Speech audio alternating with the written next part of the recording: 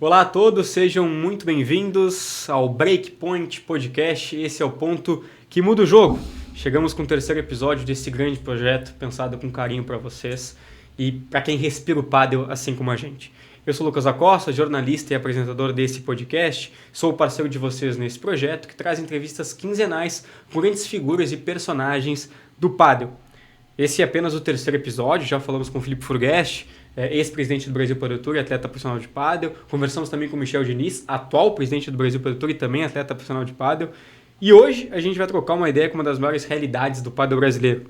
19 anos de muita maturidade dentro da quadra, a seleção profissional masculina, volta e meia tá dando umas voltas pelo mundo para jogar alguns torneios.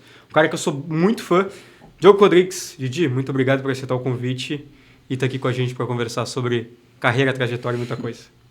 Bom, olá a todos, é um prazer estar aqui, agradeço o convite do Lucas, querendo ou não, é o meu primeiro podcast, então muito feliz de estar aqui e espero que todo mundo desfrute dessa conversa.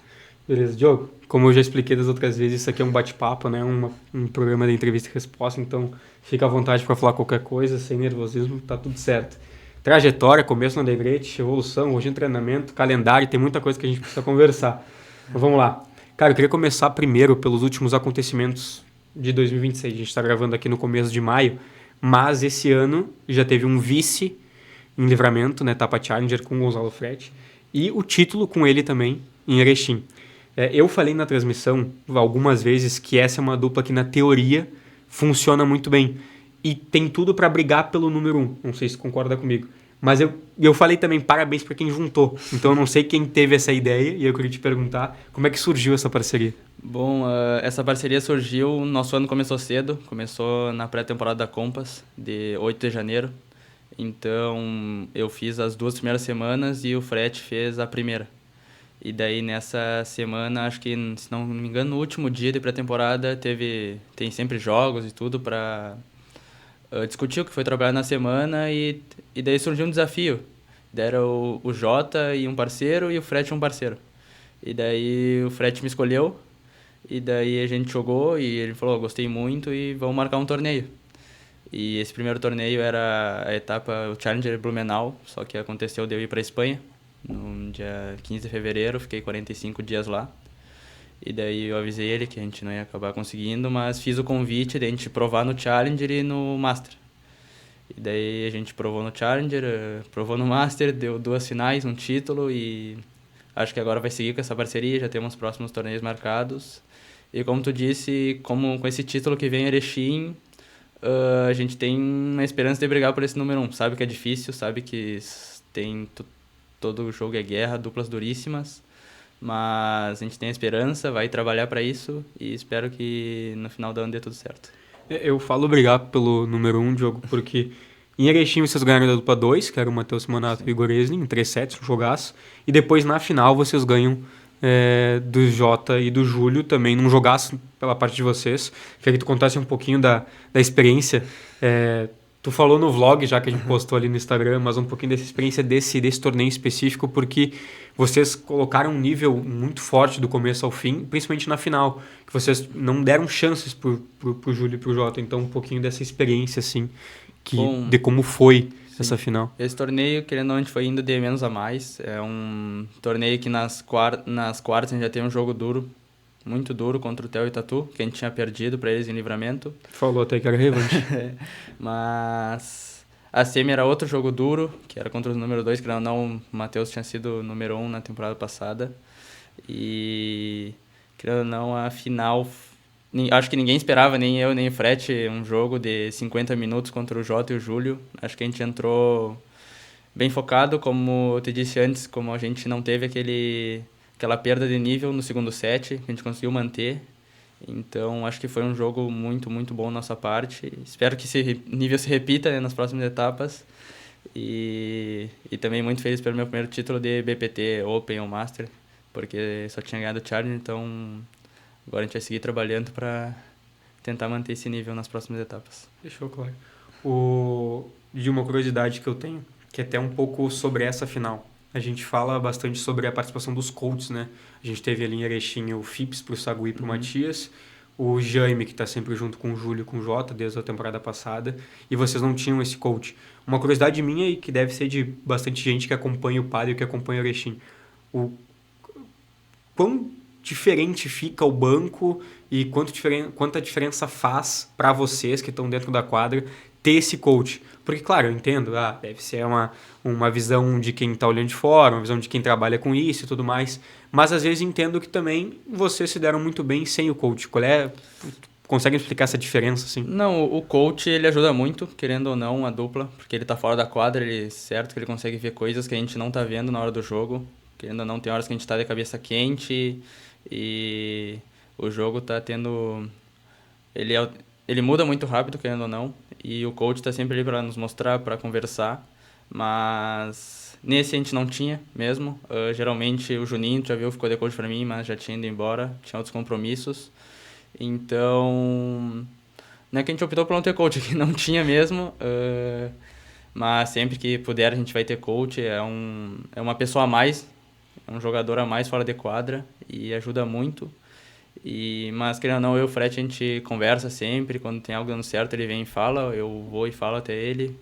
Principalmente nas bolas de meio, né? Porque sou canhoto, então a gente procura conversar muito fora e dentro de quadra. Então, acho que por isso que essa parceria deu tão certo, mas sempre que tiver a opção de ter o coach, a gente vai ter o coach. E essa conversa, ela funciona como você chega no banco e fala assim, isso daqui realmente não tá dando certo, a gente precisa mudar para isso daqui. Sim, sempre ele tenta chegar e falar, tu fez isso que não tá me ajudando, tá me atrapalhando, eu também falo pra ele, e daí a gente tenta achar alguma coisa para chegar num consenso, para ser melhor pros dois. Então, em questão de tática, de jogo, tudo, do que ele gosta mais de fazer, do que eu gosto mais de fazer, do que eu me sinto mais confortável e ele também. Então, sempre tentando o melhor pra dupla. Eu acho que ajuda muito ter os adversários já conhecidos, né? Eu acho que o Júlio e o Jota são adversários de longa data já. É claro, tu e o Fred não tinham jogado contra ainda, talvez na pré-temporada ali, algum treino. Mas também o quanto ajuda, né? Já conhecer o adversário, saber que a melhor bola do Júlio talvez seja essa, a melhor bola do Jota talvez seja essa. Eu posso contra-atacar com essa bola que vai atrapalhar eles, o quanto isso ajuda já conhecer os adversários. E o quanto atrapalha também é uma dupla nova. Sim. Jogando contra esses caras. Falando mais da dupla do Jota e Júlio, jogam há muito tempo junto. Eu treino com o Júlio todos os dias, então... nos treinos até ele já sabe o que eu vou fazer, eu sei o que ele vai fazer, de tanto que a gente treina junto. O Jota, já joguei inúmeras vezes contra, ele já jogou contra mim, então acho que já vai... cada vez tem que buscar coisas novas.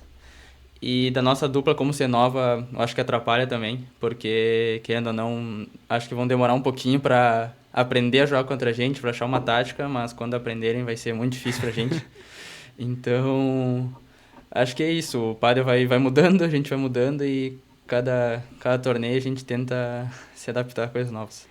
Diogo, dado todo esse contexto dos últimos acontecimentos aí, queria trazer um pouco a conversa para a tua história, cara, tua trajetória, porque Alegrete é uma das cidades mais fortes aí pro pádel.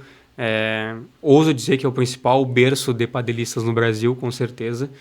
E, claro, tem muita participação de muita gente que faz o pádel acontecer, né? Como foi a Tia Vera, como o Patrick também, quando estava em Alegrete. Acho que eles têm bastante influência nisso, mas queria saber de ti, o porquê Alegrete é tão diferente? Qual é a água que você toma em Alegrete que faz com que todo mundo saia de Alegrete para jogar profissional, feminino, masculino, tem muita gente boa que sai, vários exemplos. Então, cara, o que acontece em Alegrete? Qual é o treino que você dá em Alegrete quando o cara é pequeno que faz tanta diferença assim? Cara, como tu disse, é verdade. Acho que muitos atletas que hoje estão no pádel brasileiro até fora têm de Alegrete, e se não são de Alegrete, tem um pouquinho, vão lá e treinam, mas acho que esse trabalho que é feito desde pequeno é muito, muito importante. Querendo ou não, eu comecei com 4 anos jogando tênis, por influência dos meus pais, minha irmã também, e com 5 anos fui pro pádel, assim, com uma brincadeira, lá no Match Point Pádel, que é clube lá do Thiago, da Tia Vera, e treinava, a Tia Vera ia me buscar em casa e depois me levava nos treinos, chegava 1h no pádel e ficava até as 9, e depois ela me deixava em casa. Então, querendo ou não, passava quase Todo dia. todas as tardes no pádel.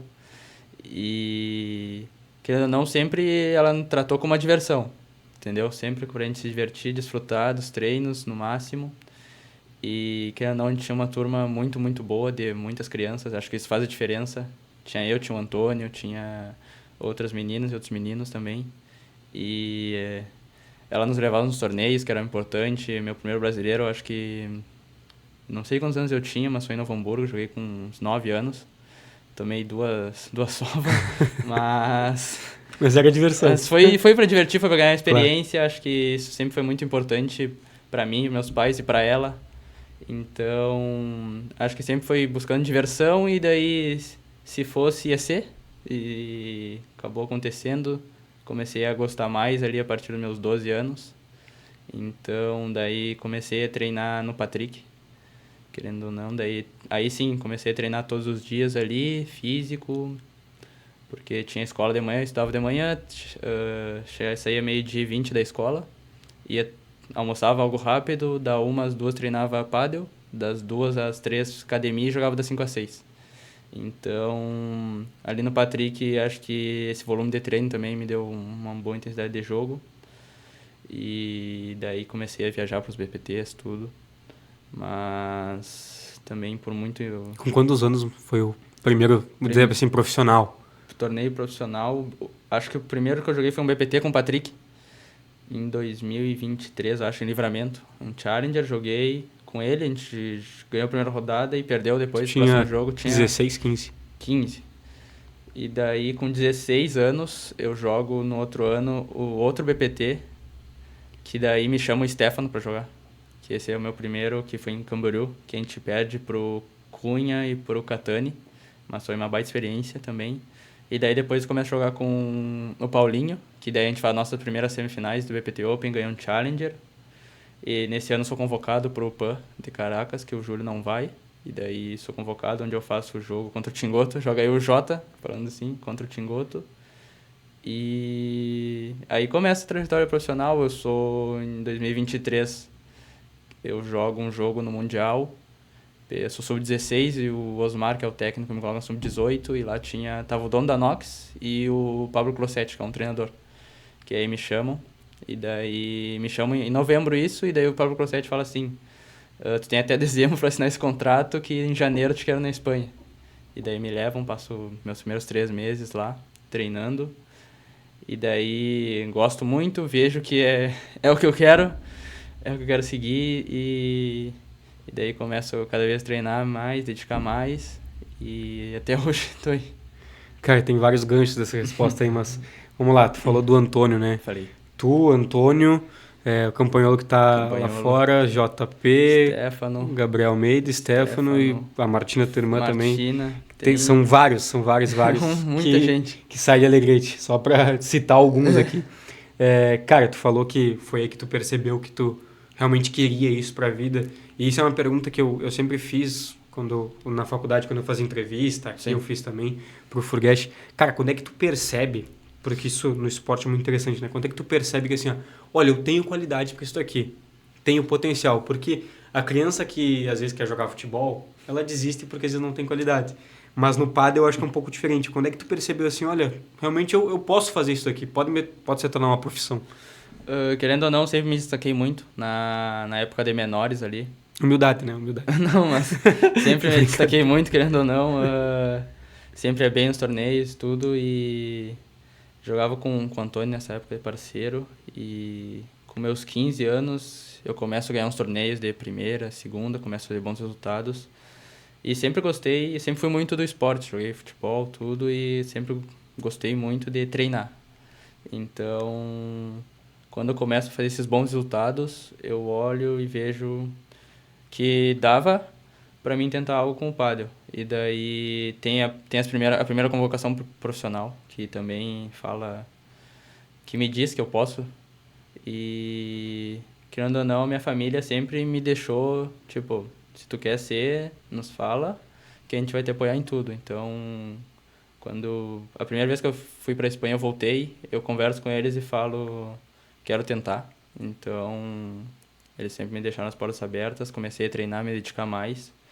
Daí, tanto que em 2024 eu fiquei em Alegrete até terminar o colégio, terminei a escola, e daí eu e minha mãe a gente se muda porque o meu pai já morava aqui, para ficar mais próximo dos torneios, para treinar, para ter mais gente para treinar, né? Porque em Alegrete, querendo ou não, tinha gente, só que do nível que eu tava jogando tinha poucos.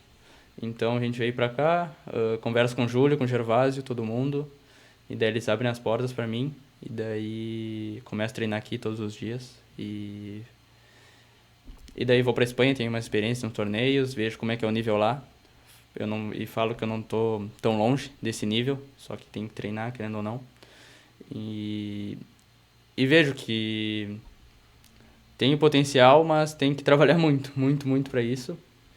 E tô até hoje, espero que dê certo e sigo treinando para que um dia esteja no Premier, que é um sonho.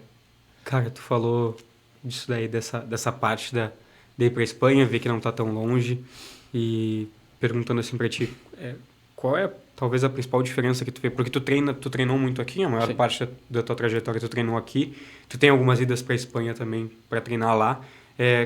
Por que a Espanha é tão forte, Sim.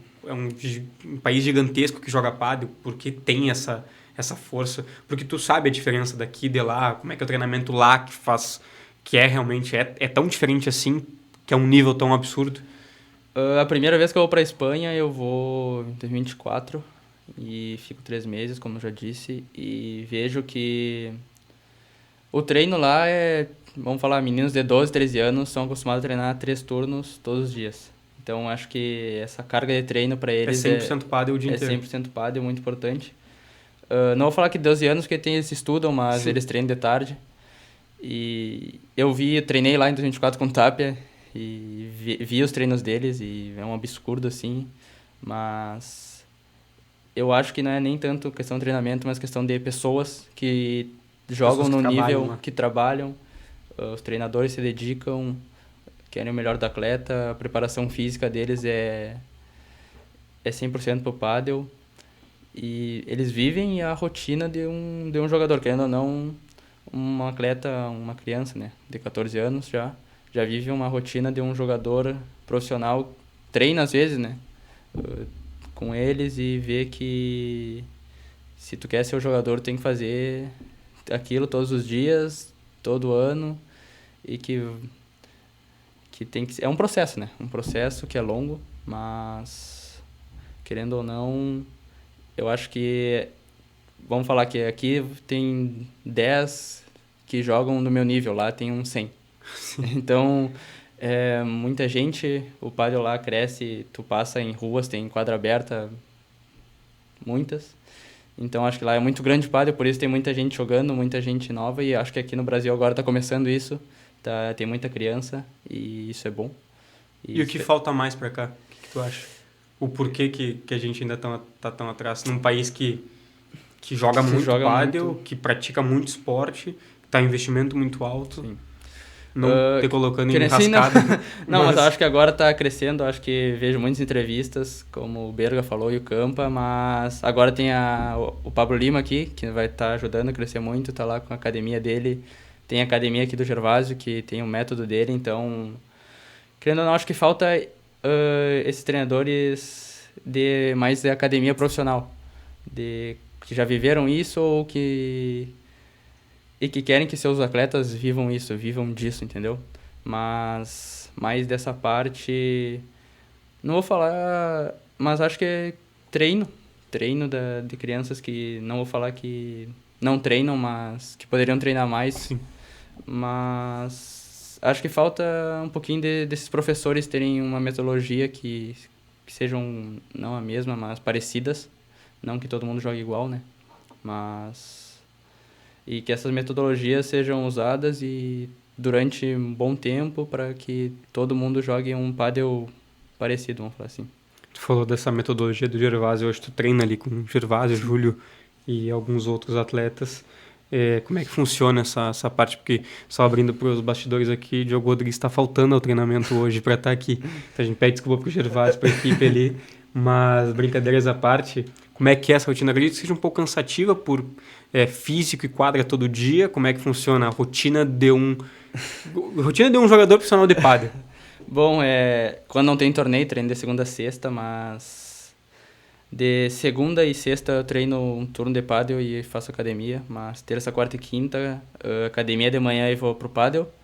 Aí às vezes almoço com os parceiros de treino, que tá lá o Henrique, o Juninho, que é o treinador, e depois treino de tarde. Mas essa metodologia do Gervásio, ele tem a metodologia dele, querendo ou não, então ele não se abre muito para as outras metodologias, porque a dele funciona. O Gervásio, para quem não sabe, é o treinador da seleção treinador portuguesa da seleção de pádel, portuguesa, foi campeão mundial e fez um método dele junto com a Compos ali, com o Júlio, todo mundo. E bom, como é um campeão mundial, ele fala, eu escuto e enquanto não for campeão mundial, e vou seguir escutando, para mim é uma referência, via jogando. Às vezes o Júlio também dá dica e escuto também. E bom, é uma rotina cansativa, tanto que quando tem torneio, a partir de quarta-feira já começa a baixar um pouco a intensidade para chegar bem.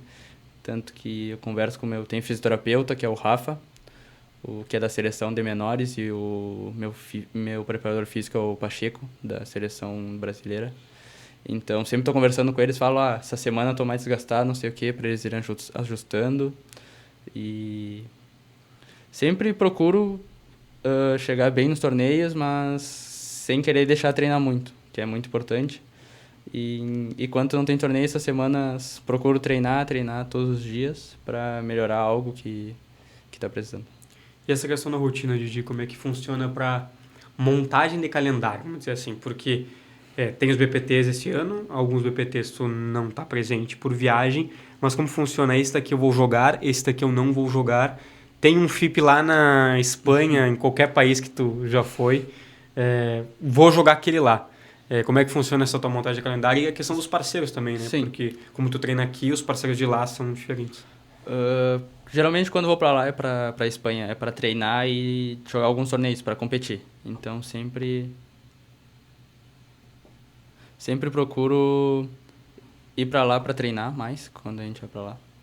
E também para competir, para ver como é que tá o nível dos jogadores de lá, como é que tá meu nível. Mas o meu calendário, eu sempre procuro os torneios, faço BPT e FIPS. Tanto que agora, na segunda metade do ano, vou jogar alguns FIPS fora. Tenho um calendário ali para Chile, Venezuela. Mas vou jogar os BPTs, porque, querendo ou não, quero participar do Master Final, quero melhorar o ranking. E com essa parceria com o Fret, acho que, querendo ou não, a gente pode brigar por, não sei, dupla 2, 3. E bom, é dura a viagem, porque é muita viagem, avião toda hora, fica longe de casa, então... Mas, querendo ou não, é algo que faz parte dessa vida de profissional. Atleta profissional. Do atleta. Eu monto um calendário e daí, querendo ou não, eu tenho que mandar na Nox, tem um diretor técnico, tem todo mundo, fiz nutricionista, então eu mando para eles e eles falam, eu acho melhor jogar esse torneio por datas, mas nunca falam de parceiro. Parceiro sempre eu escolho. Agora, vou falar aqui, não sei quando vai sair o episódio, mas tem um projeto com o Luca, o Carlesso, que tá em Joinville, que a gente tá com um projeto de jogar alguns FIPs, que tem os patrocinadores, tudo, que daí vale muito a pena. Luca Delegrete também. Isso, outro Delegrete, junto com o Patrick. Então, a gente tá com um projeto de jogar alguns FIPs, não vou falar que vou jogar os BPT Challenger todos, porque tem muito torneio agora, querendo ou não, de junho pra frente, mas vou tentar organizar bem o calendário para BPT Open, Master, tá em todos, e que não batem nenhum FIP que eu queira jogar. Que, querendo ou não, é importante para os pontos do Premier, que, querendo ou não, eu quero jogar ano que vem. Gigi, tu falou sobre essa questão dos parceiros desse projeto com o Luca. Como é que tu analisa, por exemplo, vou jogar um FIP na Espanha, qual vai ser meu parceiro? Porque eu vejo ali no Instagram, por exemplo, tu já jogou alguns FIPs com um chileno, né? Isso. E lá na Espanha talvez seja diferente, mas como é que funciona? Como é que tu pensa o teu melhor parceiro para jogar os FIPs? Porque os pontos pro FIP são muito importantes, né? Bom, querendo ou não, Ano passado a gente jogou os FIPs de menores. E nesses FIPs, 1% desses pontos que a gente tinha ia para profissional, e os pontos profissionais. Então, eu joguei uns FIPs aqui no Brasil de menores, junto com os brasileiros, e ele jogou lá no Chile, tu comentou do chileno, que é o Joaco Escalona. Então, com isso, nesse ano, esses pontos subiram, eu fiz, se eu não me engano, 120 pontos do Premier e ele 150. Então, querendo ou não, a gente jogando junto tinha chance de a gente entrar entre as 8 primeiras duplas de algum FIP. E lá na Espanha a gente treinava, conversou com o pessoal da Nox e daí perguntou da possibilidade de jogar uns torneios, tudo, e nos liberaram. Então, a gente jogou um contra um FIP em Burriana, que é uma cidade da Espanha, contra um Mário Ortega, não sei, e outros, que ano passado tinham ganhado do LeBron. E daí a gente fez terceiro set, que não um baita resultado. E daí a gente conversa, está sempre conversando com o preparador, com todo mundo da equipe para analisar melhor parceiro, melhor torneio para ir, um torneio que não seja tão forte, porque nesse torneio os FIPs está jogando, querendo ou não, pessoas que jogam prévia do Premier ou até quadro, então está se tornando um circuito duro de jogar. Mas, querendo ou não, agora no início a gente vai ter que jogar esses torneios, pegar essas duplas mais fortes para ir fazendo ponto e ganhando nosso espaço. Didi, e dentro desse contexto tem uma questão de dupla fixa, né? Eu acho que é muito importante ter uma dupla fixa para o ano, como foi ano passado no VPT com o Gabriel Almeida. Esse ano o projeto com o Frete, eu acho que é pensado um pouco nisso também. O projeto com o Luca também, uma forma diferente, mas pensado nisso. O quão importante é tu ter uma dupla fixa pro ano e tu conseguir treinar junto com essa dupla para chegar nos torneios e realmente fazer o que foi treinado, né? Sim, tô falando do Gabriel, ano passado a gente fechou. Foi outra dupla que não aconteceu meio inusitado, como a minha do Frete, que ele estava jogando com o JP Moraes, foi viajar, e me chamou e a gente acabou fazendo aquela final. Em Camboriú. Em Camboriú. Então, daí a gente combinou, depois na próxima semana ele me chamou, ou eu chamei ele, mas a gente conversou e fechou essa dupla todo ano. Daí, quando tinha torneio em Balneário, eu ia treinar uns 2 dias antes ali com o Pablo pra gente acertar algumas coisas. E querendo ou não, tu fechar essa parceria de todo ano é muito... Eu acho importante, porque tu conhece o parceiro, tu já tá acostumado a jogar com ele, já sabe o que ele vai fazer, que ele não vai conhecendo ele. E vai sabendo que, querendo ou não, é uma parceria que a gente tem que levar dentro e fora da quadra, que é muito importante. Então, eu prefiro fazer um projeto que dê um ano do que vamos falar de 2 torneios. E para mim é mais importante isso. Sobre essa tua parceria com o Gabriel, vocês fizeram essa final em Camboriú, né? E depois a final do Master Finals. E aquele torneio específico do Master Finals eu acho que é bem marcante para vocês. E eu lembro que eu já falei na transmissão também, que a melhor atuação de alguém que eu já vi no BPT, pelo menos no tempo que eu tô na narração do BPT, foi a tua naquela semifinal contra o Lucas Clima e o Tessimonato. Vocês perdem o primeiro set, depois ganham o segundo e o terceiro, e tu jogou muito. Naquele jogo tu jogou muito. Queria te perguntar sobre aquele jogo específico, porque vocês se emocionaram bastante depois com a classificação. Acabou sendo o último jogo profissional do Lucas, né? Que acabou se aposentando depois. Então, o que significou aquele jogo para vocês? Acho que a confirmação de um projeto, talvez, e chegar numa final de Master Finals vou dizer, o primeiro ano que vocês estavam jogando juntos, né? Então, aquele jogo específico e o Master Finals, o que representou? Querendo ou não, meu primeiro Master Finals estava muito, muito ansioso para jogar. E eu e o Gabriel já tinha conversado um pouquinho antes que a gente tinha chance depois que saiu a chave, a gente conversou, tinha chance a gente podia ser em primeiro se ganhasse do Jota e do Igor. A gente acabou perdendo. E nessa semifinal, a gente acabou perdendo o primeiro set e o Gabriel senta no banco e fala: acho que a gente está se equivocando em algumas formas de jogar, prefiro que tu faça isso, isso e isso. E daí eu comecei, tanto que eu acho que a gente quebra o primeiro game, se não me engano, do Simonato. E depois que a gente quebra, eu acho que saiu um peso das minhas costas e eu começo a jogar muito mais solto. E as coisas começam a dar certo, eu começo a me soltar. Tanto que tem umas bolas que vão no meio, eu falo, vou toda hora. Porque tava querendo jogar, como eu falei na entrevista, tava querendo me divertir. E também Foi um torneio muito especial, fazer uma final de um Master e aquela semifinal com tinha um baita público que estava torcendo pela gente, torcendo pelos guris e poder ganhar aquele jogo contra os número 1s. Então foi muito, muito especial. Acho que eles não tinham perdido muitas vezes aquele ano, se não me engano, duas vezes ou 3.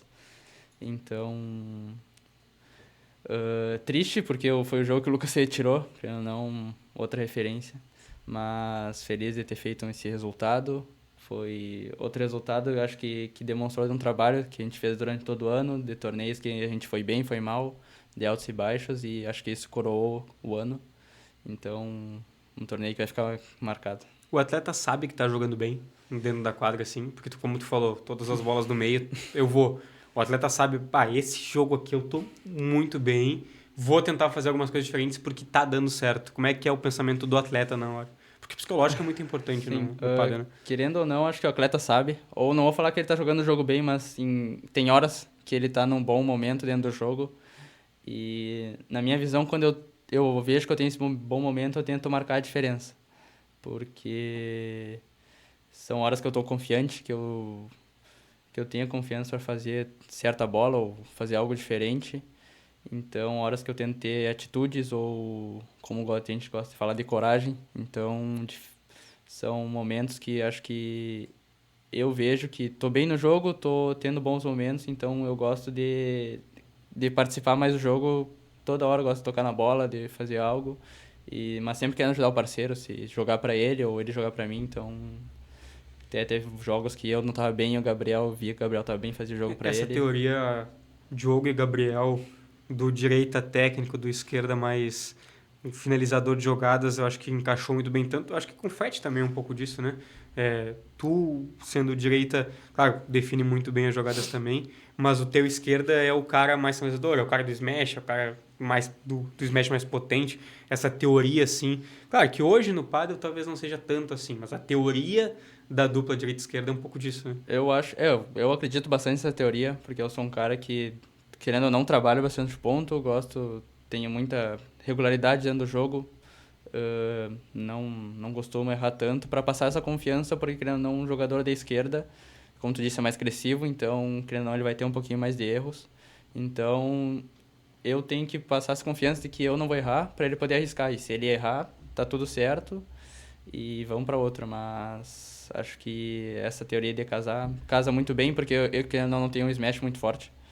Então, eu trabalho ponto para às vezes o frete vir e matar, para às vezes sobrar uma bola para ele. Então, acho que essa teoria casa muito bem. De seleção. Hoje, com toda certeza, vou dizer eu com toda certeza, né? Não sou o Pablo Lima, não sou eu que convoco, mas hoje acredito que tu seja um dos confirmados aí na seleção brasileira em qualquer convocação. Pra ti, como é que é representar a seleção brasileira? Tu falou que com 16 anos tu já foi para um PAN e jogou jogos importantes.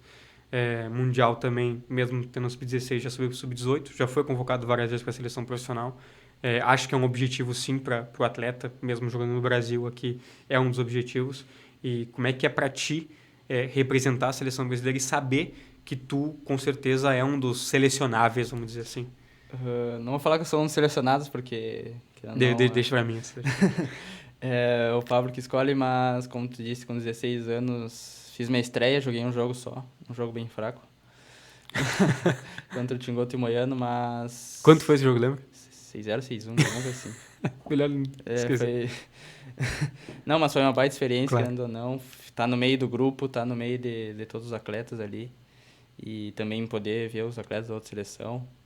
Então... A experiência do Mundial de Menores ajuda bastante também para... A experiência do Mundial ajuda bastante, querendo ou não, tem seleções de todo mundo. Nesse último ano passado, a gente ficou em 4º lugar, que fazia tempo que o Brasil não ficava, então foi um resultado muito bom. Então, acho que, como falando ou não, eu saí da base com esse de querer deixar o Brasil entre as 4 seleções, e consegui, então foi um dever cumprido. E tá jogando pelo Brasil é sempre muito especial, porque, querendo ou não, tá defendendo a seleção. E sempre tive o objetivo de jogar um Mundial profissional. Esse ano acho que eu estou um pouco mais perto. Então tenho esse objetivo. Se for convocado, vou ficar muito feliz. E também vou desfrutar um monte, porque vou estar que não vai estar o Campa, Berga e outros 6 que ninguém sabe quem é. Mas vou desfrutar muito. Mas tá ansioso, Tô ansioso. Mas vou desfrutar, querendo ou não, no Catar, por enquanto. Então, uma baita experiência. A viagem também é muito legal, né? Uma viagem muito, muito bacana. E vou ver os melhores do mundo jogar, Espanha, Argentina, como todo mundo sabe. E vou tentar procurar dar o melhor e trazer o Brasil pro top 3, né? Essa é uma das perguntas que eu tinha pensado. O Brasil, nos últimos mundiais, acabou descendo algumas posições, né? Por exemplo, o Gervásio com Portugal Sim. acabou subindo algumas posições. A gente já perguntou aqui, já te perguntei, né, o que falta para o Brasil talvez chegar comparado à Espanha. Mas no Mundial é um pouco diferente, né? No Mundial a gente tem 2 caras que jogam Premier, que é o Lucas e o Lucas. E tem outros atletas aqui no Brasil que também tem um nível muito forte. No Mundial, talvez, na tua opinião, tem um cara que já jogou Mundial de Menores, conhece bastante coisa, tem muita experiência.